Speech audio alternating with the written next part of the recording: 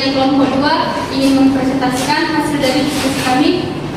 Case question yang pertama yaitu historiografi Indonesia membentuk identitas nasional. Di sini kami buat ada 5 poin. Poin yang pertama akan dibawakan oleh Tessa Romanti. Baik, di sini saya mengambil dari poin pertama, yaitu membentuk identitas.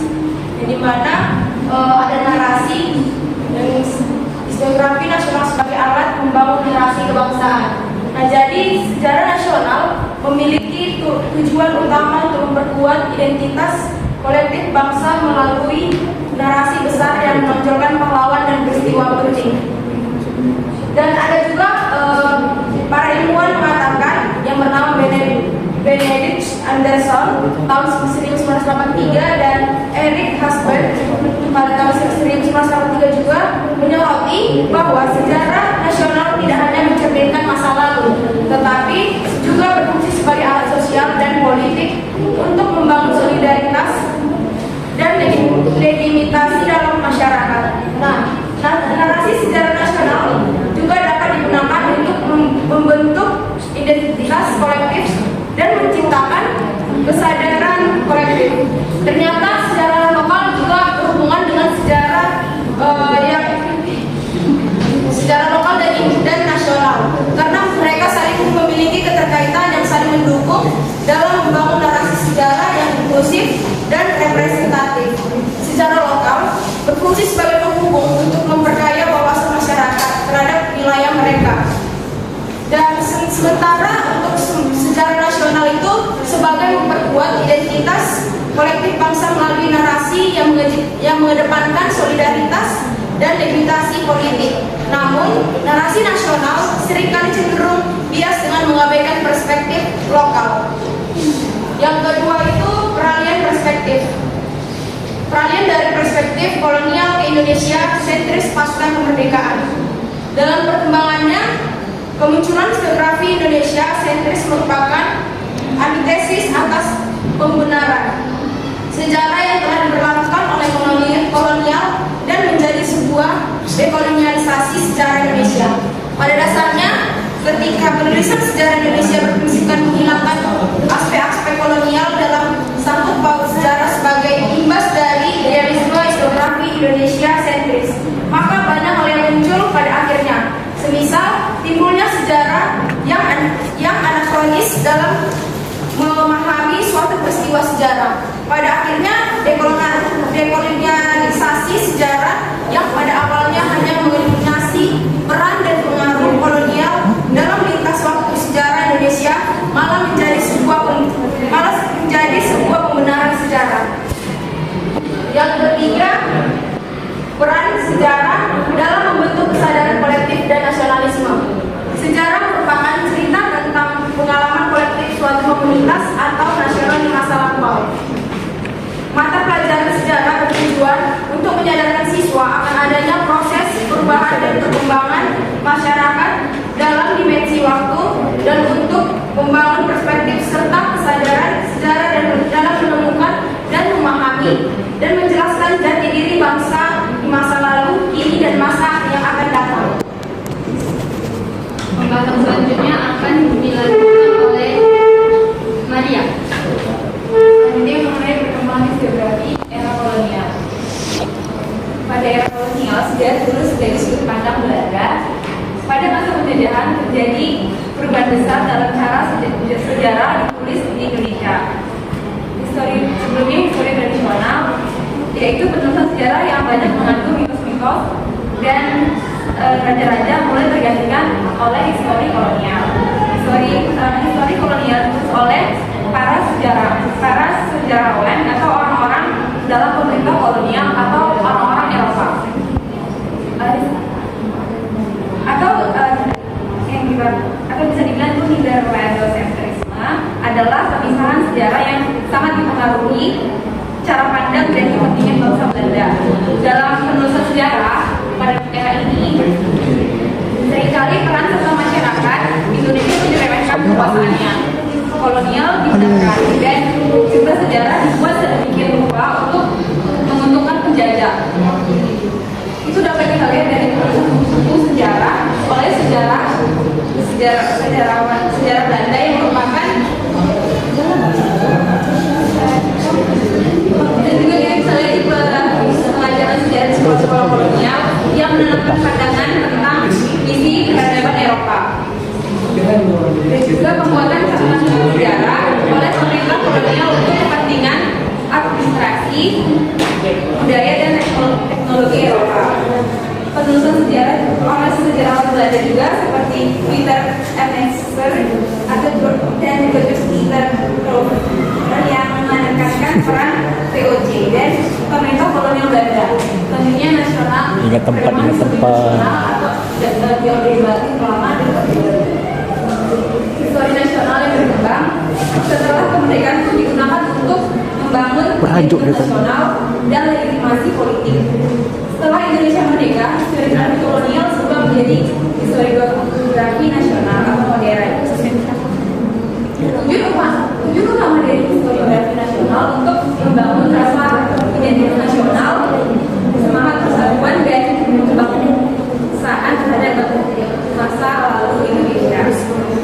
Pada Orde Lama pada tahun 1945 sampai 1965, 45 sampai 65, historiografi pada masa Orde Lama sangat dipengaruhi oleh semangat nasionalisme dan revolusi. Tokoh-tokoh seperti Soekarno itu seringkali digunakan dalam penulisan sejarah dan revolusi. Dan pada Orde Baru pada tahun 1966 sampai 1998, historiografi pada masa itu digunakan sebagai alat untuk mendukung kekerasan pemerintah terutama Soeharto dan rezimnya. Historiografi Orde Baru cenderung pemerintahannya sentris, artinya lebih banyak menyoroti pemerintah. Penekanannya adalah pada stabilitas pembangunan ekonomi dan peran penting Soeharto dalam sejarah. Historiografi Orde Baru juga cenderung menciptakan sejarah yang seragam dan monolitik tanpa banyak perbedaan atau pandangan. Nah, pada Orde Lama itu penulisan sejarah nasional Indonesia menekankan pada persatuan dan heroisme dalam perjuangan kemerdekaan. Pembuatan monumen dan museum untuk memperingati perjuangan kemerdekaan, pengajaran sejarah di sekolah-sekolah dan semangat nasionalisme. Dan juga pada Orde Baru menjelaskan keterlibatan militer dan politik, contohnya militer menduduki posisi di pemerintah dan legislatif.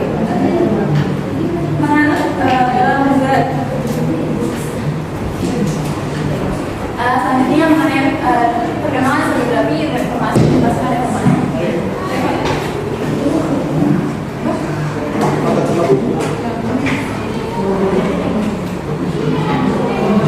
Yang pada era reformasi ini membawa perubahan dalam pemikiran sejarah di Indonesia. Jadi pada masa ini itu adanya pemikiran yang lebih kritis dan menganalisis masa lalu. Pada era ini juga politik itu lebih demokratis dan terbuka. Jadi dari reformasi pada era ini banyak para intelektual dan aktivis-aktivis yang berani membuat suaranya untuk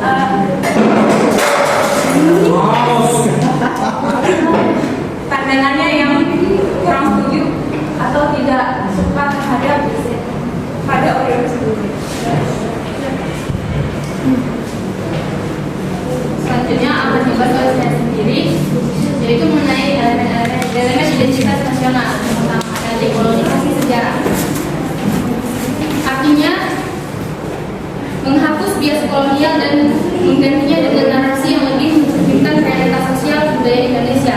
Di sini dibuat untuk mengubah sudut pandang yang sebelumnya masa kolonial, kan sejarah itu dibuat oleh orang-orang kolonial, orang-orang Belanda. Jadi pas sudah didekolonisasi dan diubah narasi sejarahnya menjadi sudut pandang Indonesia. Dari artikel yang saya baca, menurut Bambang Suwanto di halaman 244, nasionalisme bukanlah sesuatu yang statis, melainkan sesuatu yang harus dibentuk dan dinamis. Jadi artinya nasionalisme itu bisa dibentuk.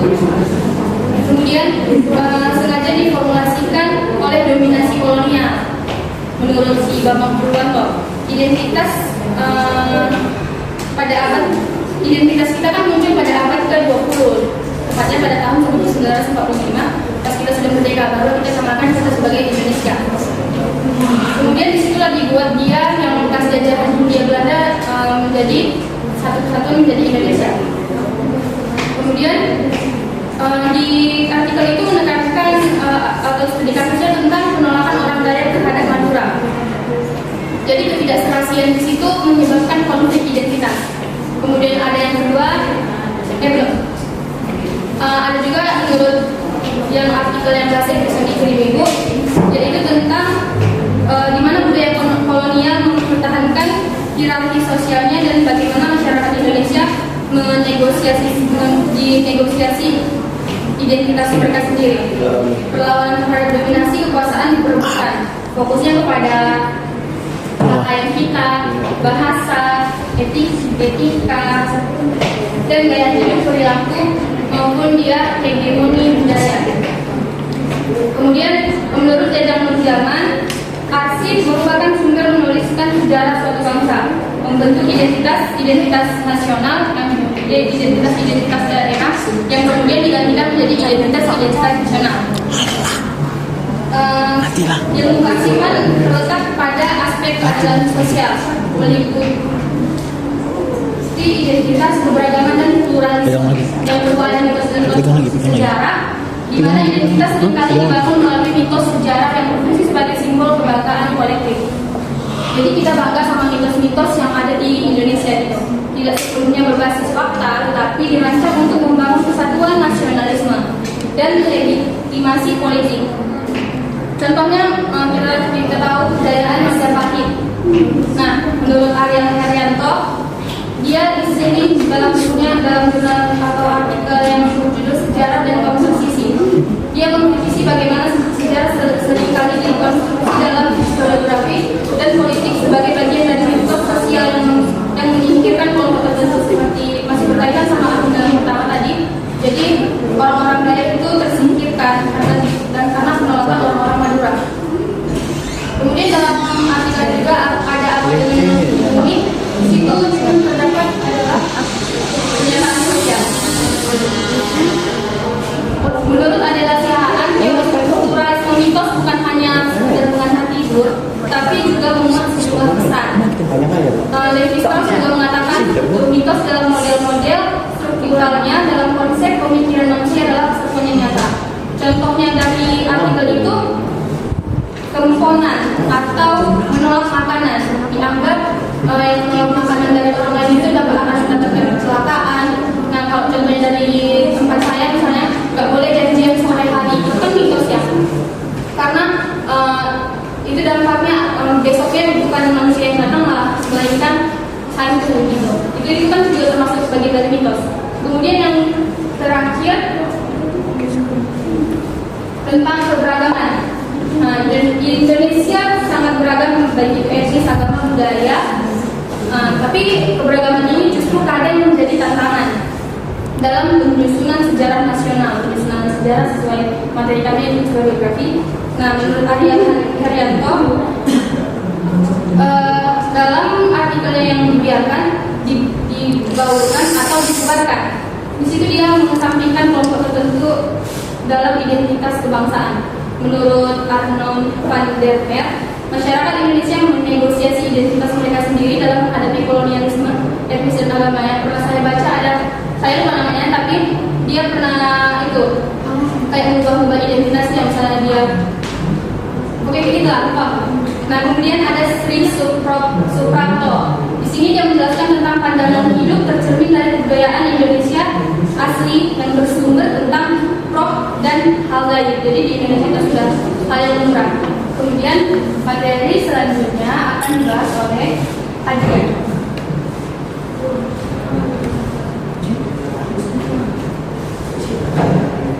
Baik, selanjutnya saya akan membahas tentang tantangan. Itu ada 4 poin.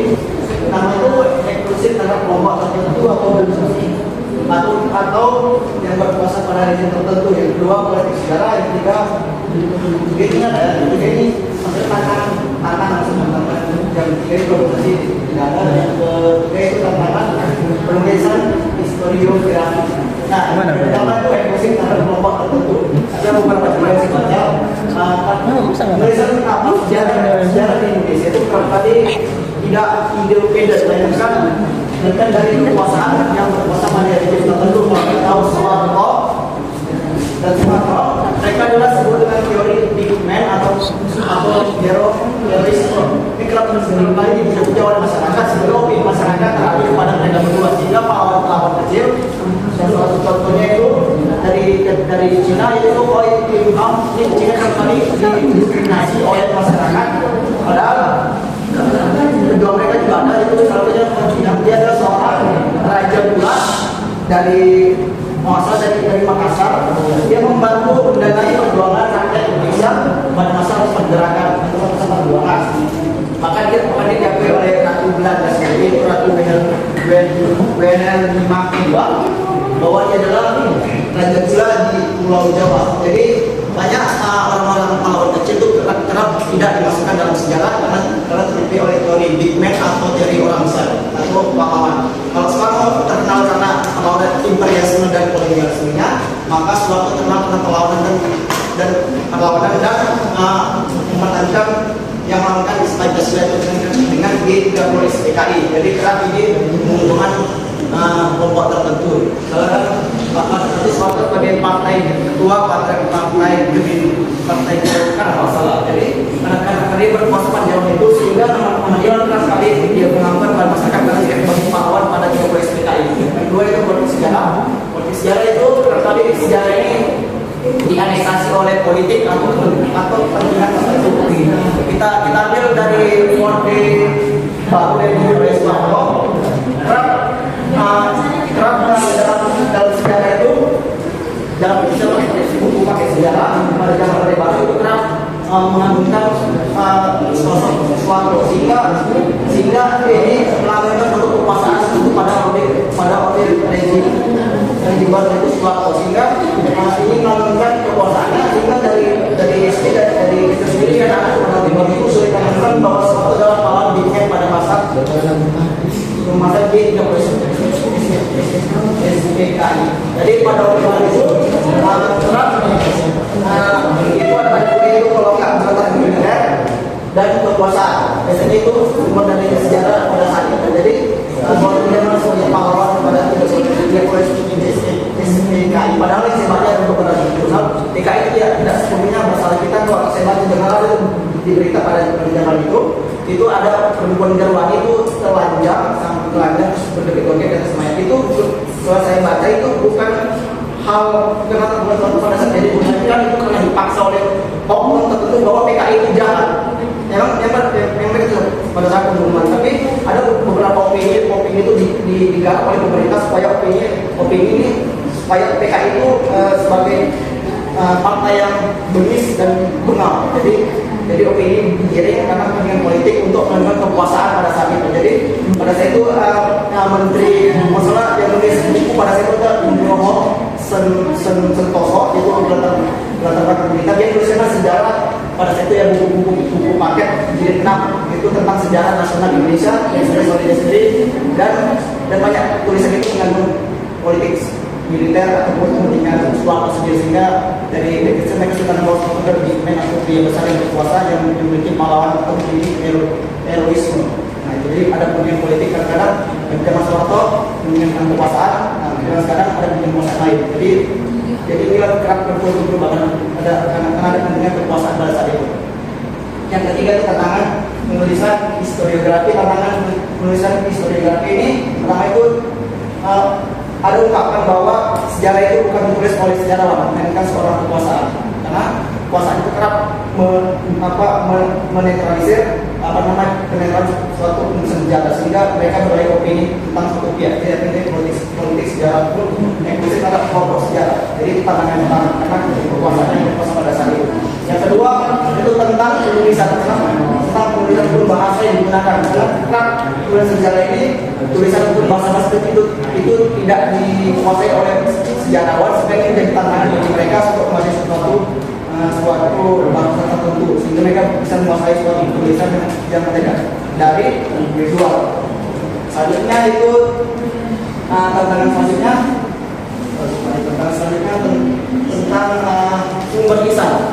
sumber lisan saya baca, sumber ini kerap tidak sumber lisannya kayak orang yang langsung menyaksikan itu sejarah yang diucapkan secara langsung oleh pelaku sejarah. Jadi kenapa ini kekurangan informasi, karena pelaku sejarah itu orang yang sejarah itu sudah meninggal setelah jadi, sehingga sejarah ini kerap jadi subjek atau tempat tambahan, apalagi untuk hal-hal apalagi untuk politik ataupun hal-hal tertentu kekuasaan. Jadi tantangannya itu ada bahasa, ada kekuasaan, dan ada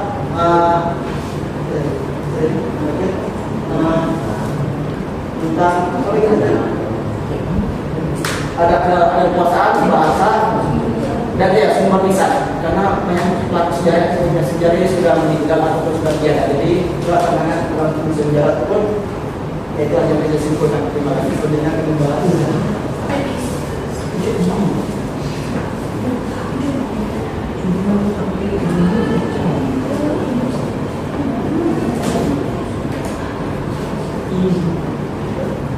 sekarang masa depan historis, yang dimana yang pertama pendekatannya dalam jurnal yang saya baca tentang dimana Indo-sentris salah satu yang dianggap salah satu pendekatan dalam penelusuran sejarah Indonesia, karena dia mendokumentasi pandangan Eropa-sentris atau lebih spesifik, yang dimana agen orang-orang Indonesia ini sebagai subjek utama dalam sejarahnya sendiri, lahir dari kesadaran kritis yang timbul dalam awal abad ke-20 yang didorong oleh para sarjana yang dipengaruhi oleh ilmu sosial. Dan histori nasional ini, Indonesia ini telah menempuh berbagai perkembangan yang dimana ada rasa keinginan untuk menulis sejarah Indonesia yang dari nasionalistik sebagai rancangan dalam seminar sejarah nasional tahun 1957. Dan yang kedua, penggunaan teknologinya. Dan penggunaan teknologinya itu bukan hal baru yang saya baca. Itu digital distorsi ini adalah bukan hal yang baru, yang termasuk di dalam dunia pendidikan, terutama di Amerika Serikat atau di Eropa. Perkembangan teknologi informasi dan komunikasi di akhir abadnya yang memungkinkan terjadi digitalisasi sumber-sumber sejarah yang kemudian diunggah dari bentuk Word di Word gitu. Jadi teknologi digital memiliki potensi besar dalam mendigitalkan sejarah. Contohnya kan sejarah Islam di Indonesia yang dapat memberikan manfaat signifikan bagi studi dan pelestarian sejarah Islam, di mana proses mengubah informasi sejarah dan bentuk format fisik dan menjadi format digital. Yang ketiga, peran masyarakat. Peran masyarakat yaitu identitas nasional dalam konteks masyarakat yaitu multikultural dengan membangun hubungan yang cara berbeda, yang dimana dibandingkan dengan negara monokultural. Yang menurut John Chapsel, yang bahwa salah satu dari tugas utama yaitu membangun bangsa adalah mewujudkan identitas nasional dengan mengkoordinasi daerah pendalaman. Mungkin dari saya saja. Nah, baik, sekian dari presentasi kami mengenai historiografi Indonesia membentuk identitas nasional. Referensi yang kami gunakan adalah ini. Kemudian ini, dan lampirannya ada 2 halaman. Sekian dari presentasi kami. Kalau berdua, kalau ada salah kami mohon maaf. Terima kasih. Assalamualaikum warahmatullahi wabarakatuh.